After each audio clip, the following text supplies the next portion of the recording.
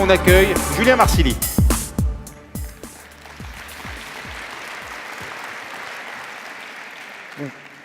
Merci Raphaël, bonjour à tous. Bon, il a beaucoup été question au cours de cette table ronde de résilience des entreprises et de l'activité économique face aux risques politiques. Donc je vais commencer par l'illustrer, notamment à travers des données de défaillance d'entreprise, parce que vous savez que c'est quelque chose que nous suivons avec beaucoup d'attention en tant qu'assureur crédit. Donc vous constatez derrière moi que les tendances sont quand même très claires, très nettes. En 2017, dans 17 des 20 économies avancées que vous observez derrière moi, les défaillances d'entreprises auront baissé. Moins 6% en moyenne pour les économies avancées. Si on se focalise uniquement sur la zone euro, c'est même quasiment une baisse à 2 chiffres du jamais vu depuis 10 ans. Sur la partie gauche du graphique, vous voyez les grands gagnants. Ce sont principalement les plus petites économies très ouvertes, donc qui ont profité à plein du rebond du commerce mondial sur lequel je reviendrai cet après-midi. Au milieu, la quasi-totalité des grandes économies que je ne vais pas toutes citer, avec des baisses à un chiffre, mais pour autant quand même significatives. Et puis sur la partie droite du graphique, avant les moyennes régionales dans l'encadré, eh bien le Royaume-Uni, dont il a été beaucoup question, l'exception qui confirme la règle que les incertitudes politiques n'ont pas d'effet sur les entreprises. Bon, qu'attendre de 2018 maintenant ? Eh bien, ce sont nos prévisions, vous les voyez en bleu derrière moi. Globalement, une tendance similaire, toujours de la baisse, mais l'idée quand même que le mouvement s'essouffle chaque année après le début de cette décrue, et donc finalement le cycle d'expansion touche bientôt à sa fin. Je vais y revenir tout au long de cette présentation. Maintenant, si on fait un zoom un peu plus particulier sur la France, la tendance est similaire, une baisse forte en 2017, plus forte que ce que tout le monde attendait, moins 8%. C'est une baisse, contrairement à 2016, qui est généralisée à tous les secteurs d'activité. Et si on devait en retenir qu'un, ce serait celui, bien sûr, qui est tout en haut, la construction, qui à lui seul contribue à hauteur de la moitié de l'ensemble de la baisse des défaillances enregistrées dans l'économie française. Donc, c'est généralisé à tous les secteurs d'activité, c'est généralisé à tous les types d'entreprises. Les défaillances baissent chez les grandes entreprises, les moyennes, les plus petites, et c'est aussi, pour la petite histoire, généralisé à quasiment toutes les régions en France. Donc, même chose, qu'attendre de 2018 ? Eh bien, à l'image de ce que je vous disais pour les économies avancées, toujours une baisse, mais là aussi un certain essoufflement. Des signes de modération de la croissance commencent déjà à s'accumuler, je vais y revenir. Et puis un facteur qu'on oublie souvent, qui est qu'au cours des 4 dernières années, les créations d'entreprises ont beaucoup progressé, plus 8% en moyenne, et c'est définitivement une très bonne nouvelle. Mais on sait que ces jeunes entreprises, quand elles arrivent à un âge de 2 à 4 ans, eh bien, sont beaucoup plus fragiles. Et donc ce facteur devrait aussi expliquer une certaine recrudescence l'année prochaine. Donc, moins de défaillances, plus de création. Troisième bonne nouvelle, les entreprises françaises sont aussi désormais plus profitables. Vous le voyez sur le graphique de gauche derrière moi avec le taux de marge des entreprises en bleu. Ceci dit, ce qui est frappant, c'est que ça ne fait pas beaucoup de sens aujourd'hui de parler de cette évolution du taux de marge pour l'économie française dans son ensemble, parce qu'il y a une vraie dichotomie entre, d'un côté, ce qu'on observe dans les secteurs industriels et de l'autre dans les services. Dans l'industrie en orange, on est quasiment à un plus haut depuis 30 ans, grâce à la baisse des prix du pétrole, grâce au CICE. En revanche, dans les services, vous le voyez, l'histoire et la tendance n'est pas du tout la même. Le taux de marge a à peine rebondi par rapport à son plus bas d'avant-crise, et c'est sans doute au moins en partie lié à la concurrence accrue qui provient des nouveaux acteurs liés à l'émergence du e-commerce, dont il sera question justement cet après-midi. C'est d'ailleurs confirmé sur le graphique de droite, puisque vous voyez vers le bas de ce graphique tous des secteurs d'activité liés aux services, comme l'information et la communication, le commerce, dont le taux de marge est beaucoup plus bas qu'il ne l'était avant crise. Donc, jusqu'ici, le tableau semble quasiment idyllique. Je le disais, moins de défaillances, plus de création, une profitabilité en hausse. Je vais commencer à parler des quelques bémols, en commençant par l'endettement des entreprises, où là, les entreprises françaises sont vraiment à contre-courant. Vous le voyez sur le graphique derrière moi. Il y a 10 ans, la dette des entreprises non financières en France atteignait 2 000 milliards d'euros. Aujourd'hui, c'est 3 000. Et donc vous voyez qu'on a dépassé l'Espagne en la matière alors que c'était censé être le pays le plus risqué dans ce domaine. Si j'ajoutais les pays émergents, il n'y aurait que la Chine qui ferait pire que nous, et vous savez aussi que c'est le talon d'Achille de cette économie. Ceci dit, quand on s'intéresse un peu plus aux facteurs qu'il y a derrière cette hausse de l'endettement, c'est quand même le point rassurant. C'est que, premièrement, cet endettement accru, il a été permis grâce à peut-être la solidité de notre secteur bancaire. C'est-à-dire que pendant la crise, contrairement à nos homologues en Italie et en Espagne, les banques ont moins été obligées de restreindre leurs conditions de crédit, et donc les entreprises se sont moins désendettées que leurs voisines. Première chose. Et la deuxième, dont il a été aussi question au cours de la précédente table ronde, nos grandes entreprises françaises sont davantage éligibles au programme d'achat d'actifs de la Banque centrale européenne. Donc beaucoup de nos grandes entreprises ont décidé de profiter de ces conditions favorables pour s'endetter davantage. Bon, vous allez me dire tout ça est plutôt rassurant, c'est vrai, mais le fait est que lorsque la Banque centrale européenne se décidera à augmenter ses taux d'intérêt, eh bien nos entreprises, dans ce contexte, seront sans doute plus à risque que les autres. Et puis le deuxième problème, eh bien, il est que quand on est dans une situation où les défaillances restent à un niveau bas, mais que les entreprises sont très endettées, eh bien, ça rappelle beaucoup ce qui s'est passé au Japon, notamment dans les années 1990. C'est-à-dire qu'à cette époque, eh bien, le processus de destruction créatrice de Schumpeter ne marche plus du tout, parce que les entreprises, certes, parviennent à survivre, parce qu'elles ont, grâce aux politiques monétaires très expansionnistes, des crédits renouvelés, mais c'est insuffisant pour leur permettre d'investir et de croître. Et donc finalement, malgré la reprise, une des questions qui se pose aujourd'hui suite à ce constat, c'est celle-ci, c'est est-ce que les entreprises françaises aujourd'hui sont dans la même situation, dans une situation similaire de celle du Japon à la fin des années 1990 ? A priori non, puisque je vous le disais, nous créons quand même beaucoup d'entreprises, mais pour en avoir le cœur net, nous avons décidé de construire notre propre thermomètre en la matière pour mesurer finalement quelle était la part de ces entreprises dites zombies, c'est-à-dire toujours vivantes, mais plus tellement parce qu'elles n'investissent plus, dans les entreprises en France. Donc pour y répondre, nous avons retenu 3 critères qui sont listés sur la droite derrière moi. Nous avons retenu les entreprises non cotées créées avant 2010. Pour faire ressortir celles qui étaient non rentables, eh bien, nous avons tenu compte des entreprises dont le taux de rentabilité des rendements investis était soit négatif, soit très faiblement positif, c'est-à-dire entre 0 et 1%, donc très près de la ligne rouge, durant 3 années consécutives. Et puis, pour mesurer celles qui étaient non solvables, eh bien, vous le voyez derrière moi, nous avons tenu compte de celles dont le ratio de couverture des intérêts était inférieur à 1, là aussi, pendant 3 années consécutives. Et donc, quand on combine tout ça, eh bien, on obtient les chiffres que vous voyez sur le graphique. Donc, la bonne nouvelle pour nos voisins comme l'Espagne et l'Italie, c'est que la part de ces entreprises toujours vivantes mais très fragiles a eu tendance à baisser ces dernières années, sans doute grâce à la reprise. La bonne nouvelle aussi pour l'Allemagne, c'est que ça reste à un niveau bas. Et puis, eh bien, la France, on est un peu entre deux. Donc, si on voit le verre d'eau à moitié plein, eh bien, on se dit que finalement, il n'y a toujours, bon an, mal an, que 4 à 5% de nos entreprises qui sont dans cette situation difficile. Donc, c'est très loin de ce qui se passait au Japon à la fin des années 1990, où on disait qu'il y avait entre 20 et 25% des entreprises dans cette situation. Si on le voit à moitié vide, eh bien, on se dit que ça ne baisse pas, en tout cas à fin 2016, malgré les signes manifestes de reprise.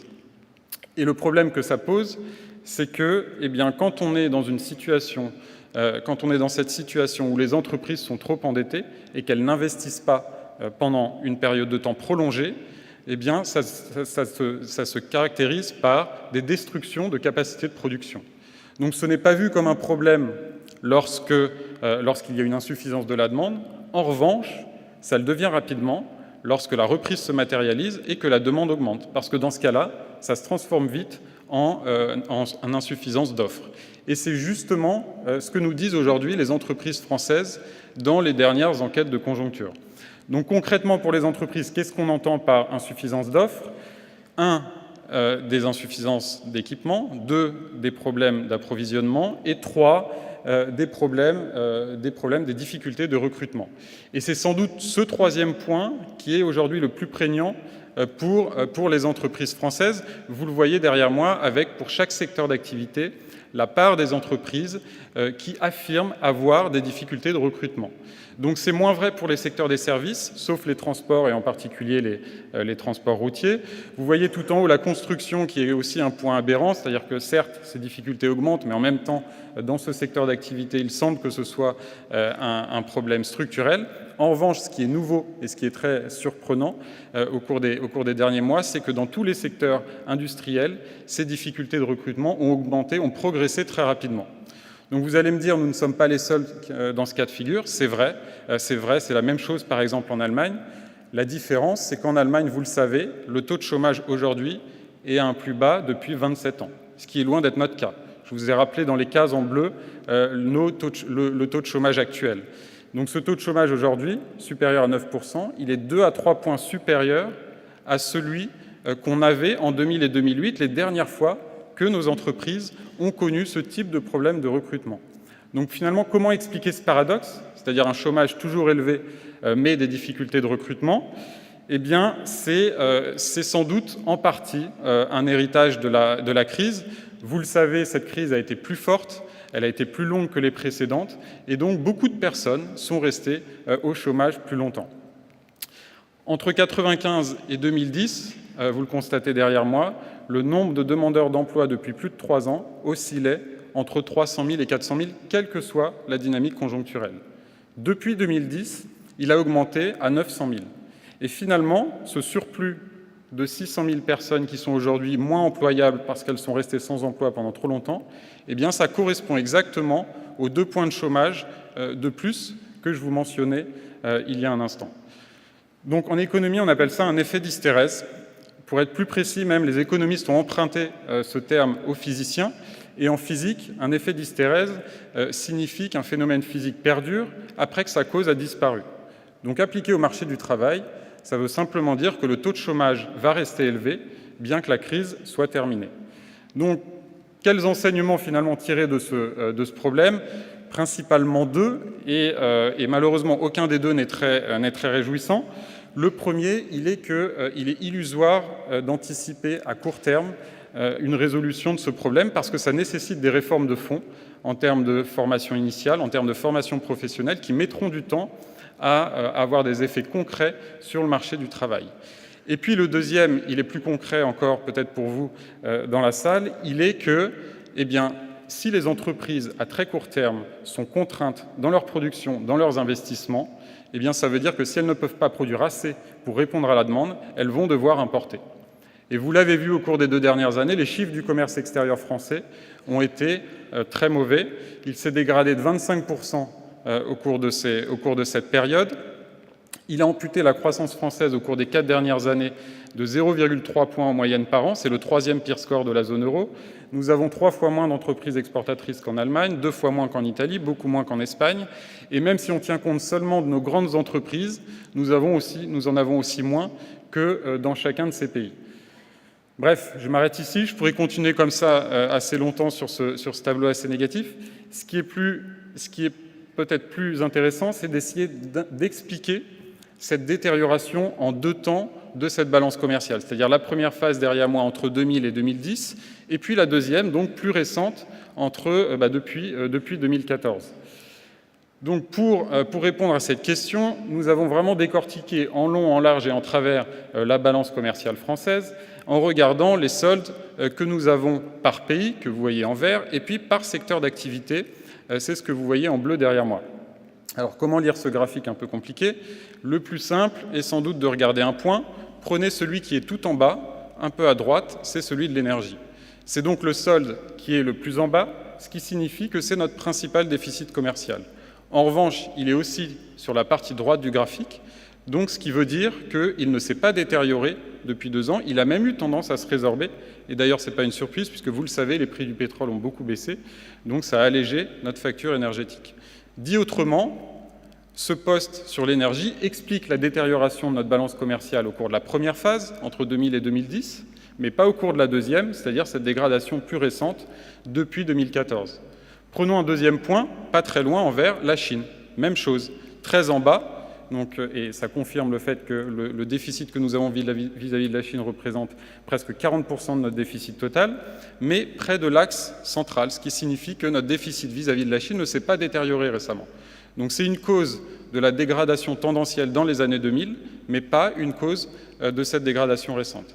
Bon, maintenant, si on fait abstraction des quelques points qui sont en haut du graphique, qui sont nos derniers secteurs sur lesquels nous avons un excédent commercial, donc l'aéronautique, la chimie, la pharmacie et l'industrie alimentaire. Sinon, grosso modo, vous observez tout un tas de points qui sont en bas à gauche du graphique. Ça signifie que ce sont principalement des pays européens et des secteurs industriels comme l'automobile ou les machines. Dit autrement, notre balance commerciale s'est détériorée à la fois dans les années 2000 et puis plus récemment face à nos voisins et sur des secteurs industriels. Et quand on parle de détérioration de la balance commerciale face à des pays qui ont une structure économique proche de la nôtre et sur des biens industriels, souvent, très souvent même, la raison, c'est la compétitivité prix. Donc je vous propose de vérifier. Sur le graphique de gauche, ici, derrière moi, eh bien, vous voyez deux courbes.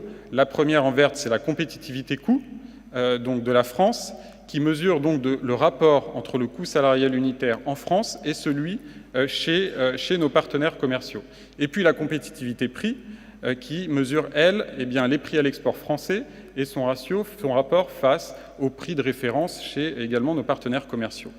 Donc première chose, au cours des années 2000, vous voyez la confirmation que finalement c'est quelque chose qui a déjà été dit maintes et maintes fois, nos performances commerciales à l'export ont été pénalisées par la baisse de la courbe verte, c'est-à-dire liée à la hausse de notre coût du travail et la hausse des salaires plus forte que chez nos partenaires. Et d'ailleurs, au cours de cette période, vous voyez la courbe bleue baisse aussi, mais moins que la verte, ce qui signifie que les entreprises ont en partie rogné sur leurs marges pour compenser un peu, mais pas suffisamment, cette hausse des coûts. Maintenant, ce qui est plus surprenant, c'est que sur la période récente, sur laquelle nous avons fait un zoom à droite, eh bien, notre compétitivité à la fois prix et coût s'est améliorée, principalement grâce au CICE. Donc comment expliquer de moins bonnes performances commerciales face à nos voisins, bien que nous ayons gagné en compétitivité?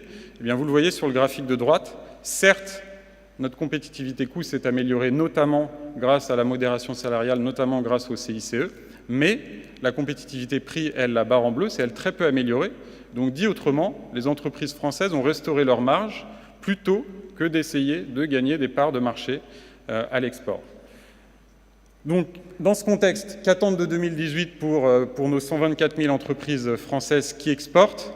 Eh bien sûr, ça va dépendre de nos principaux partenaires commerciaux, que vous voyez en bleu sur la carte derrière moi, et puis de leur santé économique, donc dit autrement, de la croissance que nous attendons dans ces économies en 2018. Donc vous pouvez très bien être un partenaire commercial important, mais si la croissance attendue pour 2018 est relativement faible, eh bien la taille de la barre que vous voyez, c'est-à-dire la demande qui va nous être adressée en provenance de ce pays, pourra être petite. C'est le cas, par exemple, du Royaume-Uni. Et quand on fait la synthèse de ce graphique, il ressort que finalement, pour nos exportateurs, ça va dépendre beaucoup de 4 pays. La Chine, l'Allemagne, l'Espagne et les États-Unis, c'est-à-dire ceux dont la taille de la barre est la plus élevée. À eux seuls, ce sera 40% de la demande totale qui sera adressée à nos entreprises exportatrices. Et le fait est que dans 3 de ces 4 pays, eh bien, nous anticipons une croissance plus faible cette année que l'année dernière. Et à l'image de ce que je vous disais pour la France, c'est lié au fait que le pic de croissance est passé et de plus en plus, les entreprises, dans les économies avancées et en France en particulier, vont sentir le retour de bâton cette année parce que certes, elles ont restauré leurs marges, mais elles n'ont pas assez investi et donc elles vont subir cette année, à partir de cette année, des contraintes d'offres. C'est le principal message que je souhaitais vous souligner et désormais, je vous remercie de votre attention.